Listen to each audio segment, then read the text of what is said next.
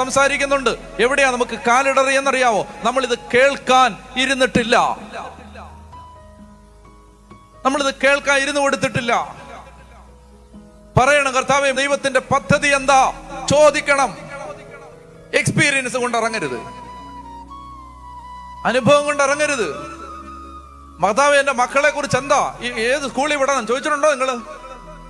ഏത് കോളേജിൽ വിടണം, ഏത് വിഷയം എടുക്കണം, എങ്ങോട്ട് വിടണം, എല്ലാം ഇപ്പൊ കാനഡ എന്ന് പറഞ്ഞ് പോവല്ലേ? ചോദിച്ചിട്ടുണ്ടോ? കർത്താവേ എന്റെ കുട്ടിയെ കുറിച്ച് എല്ലാവർക്കും ഒറ്റ ഓപ്ഷനേ ഉള്ളൂ, കാനഡ അയർലൻഡ്, കാനഡ അയർലൻഡ്. ചോദിച്ചിട്ടുണ്ടോ നിങ്ങൾ? കർത്താവേ എന്റെ കുഞ്ഞ് കാനഡയിലാണോ പോകേണ്ടത്? കാനഡയിൽ പോയി എന്റെ കൊച്ചു രക്ഷപ്പെടുവോ? കാനഡയിൽ പോയി ഈ കൊച്ചു ആത്മാവിനെ അറിയുവോ?